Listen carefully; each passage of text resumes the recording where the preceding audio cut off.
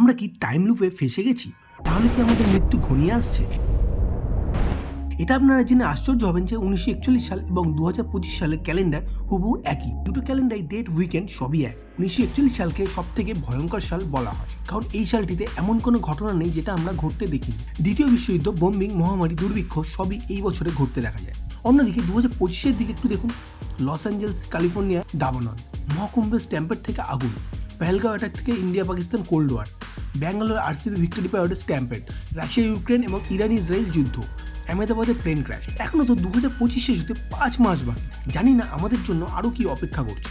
প্রতিটা বছর শেষ হলে আমরা 31st নাইটে নতুন বছর স্বাগত জানাই। 2025 শুরুতেও আমরা ঠিক একইভাবে স্বাগত জানিয়েছি, কিন্তু আমরা ভাবতে পারিনি যে এই সালটি কেড়ে নেবে আমাদের প্রিয়জনদের, এবং এই সালটা হবে এই শতাব্দীর সব থেকে ভয়ঙ্কর সাল।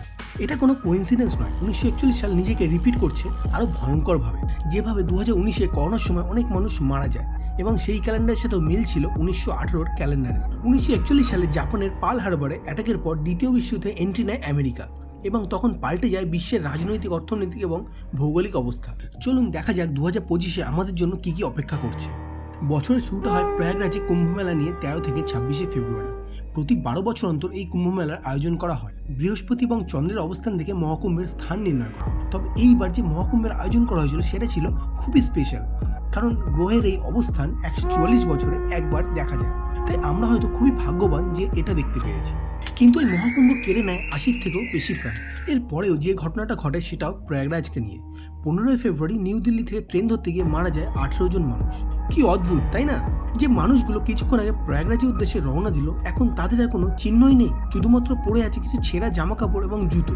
এই দুর্ঘটনা থেকে বেরোনোর কিছুদিনের মধ্যেই হঠাৎ সকালে টিভি চালু করে দেখি 26 জন ট্যুরিস্টকে গুলি করে মেরে ফেলা হয়েছে। 26 জন ট্যুরিস্ট সপরিবারে কাশ্মীরে ঘুরতে গেছিল, এবং সেখানে তাদেরকে ধর্মের ভিত্তিতে গুলি করে মেরে ফেলা হয়। এই ঘটনার পরে আমাদের সেনারা অপারেশন সিঁদুরের মাধ্যমে বদলা নেয়। এই ঘটনার ফলে একটি যুদ্ধ পরিস্থিতি তৈরি হয়েছিল। এই যুদ্ধ পরিস্থিতির ফলে সেই সময় চলা আইপিএল বন্ধ রাখা হয়। কিছুদিন পর সব ঠিকঠাক হলে আবার আইপিএল শুরু হয়, কিন্তু এখানেও সেই একই দুর্ঘটনার ছাপ লক্ষ্য করা যায়। আরসিবি দীর্ঘ 18 বছর পর আইপিএল জেতার পর ব্যাঙ্গালোরে পদপিষ্ট হয়ে মারা যায় 11 জন মানুষ। কি অপরাধ ছিল এদের! এরা বাড়ি থেকে বেরিয়েছিল নিজেদের প্রিয় ক্রিকেটার বিরাট কোহলি এবং তাদের প্রিয় দলের হাতে কাপ দেখবে বলে, কিন্তু তাদের সাথে এটা কি হলো? ধাক্কাধাক্কির জন্য প্রাণ গেল এই 11 জন মানুষের। এর কিছুদিনের মধ্যেই ঘটে যায় আরও একটি দুর্ঘটনা। এয়ার ইন্ডিয়ার বোয়িং ড্রিমলাইনার 787 শিডিউল থাকে আহমেদাবাদ থেকে লন্ডন পর্যন্ত। 12 জুন প্লেনটি টেক অফ করার কিছুক্ষণের মধ্যেই আছড়ে পড়ে বিজে মেডিকেল কলেজের ওপর।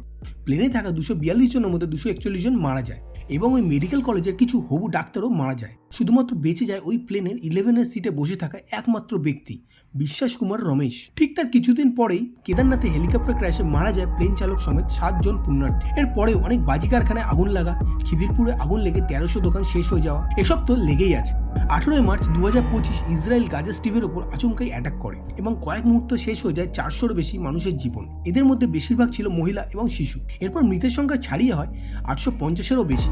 যেখানে অন্য সব দেশ এগিয়ে যাচ্ছে, সেখানে কোনো কোনো দেশ এভাবেই শেষের দিকে অগ্রসর হচ্ছে। এই বছরে আরও যুদ্ধ দেখা যায়, যেমন রাশিয়া ইউক্রেন যুদ্ধ, এবং ভারত পাকিস্তানের মধ্যেও যুদ্ধের সম্ভাবনা লক্ষ্য করা যায়। প্রশ্ন হলো, সব ঘটনা একই সাথে একই বছরে কেন? তাহলে এই সালটা কি সত্যি খুব খারাপ? এই সালটা কি তাহলে পৃথিবী ধ্বংসের সত্যি একটি শুরু, নাকি 1941-এর সাথে 2025-এর মিলের কারণেই ঘটে চলেছে এই অঘটন? চলুন এবার আলোচনা করা যাক ফ্যাক্টগুলো নিয়ে। প্রথমেই ক্লিয়ার করে দিই, 1941 সালের ক্যালেন্ডারের সাথে 2025-এর ক্যালেন্ডারের যে মিল সেটি গাণিতিক, কারণ প্রতি 6 বছর এবং 11 বছরে একই ক্যালেন্ডার ব্যবহৃত হয়। অর্থাৎ 1941 সালে খারাপ কিছু হয়েছে বলে 2025-এও হবে এমন কোনো ব্যাপার। এটি একটি গাণিতিক ফর্মুলা। কিছু মানুষ ফেসবুকে ভিউজ এবং কিছু টাকার জন্য এই ভুলভাল খবর ছড়াতে থাকে। এছাড়াও আমাদের ব্রেন সবসময় ইন্টারেস্টিং এবং নতুন কিছু শুনতে চায়। আমাদের ব্রেন সবসময় প্যাটার্ন খোঁজে।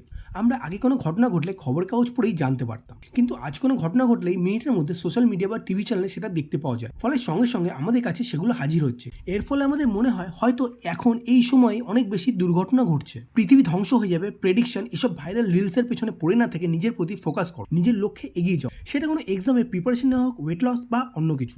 যা আছে তাই নিয়ে খুশি থাকো। অন্যের প্রতি হিংসা না করে নিজেকে আরও বেটার করার চেষ্টা করো। জীবনটা খুবই অনিশ্চিত, তাই সবার সাথে বাঁচো এবং সবাইকে সমানভাবে ভালোবাসতে শেখো।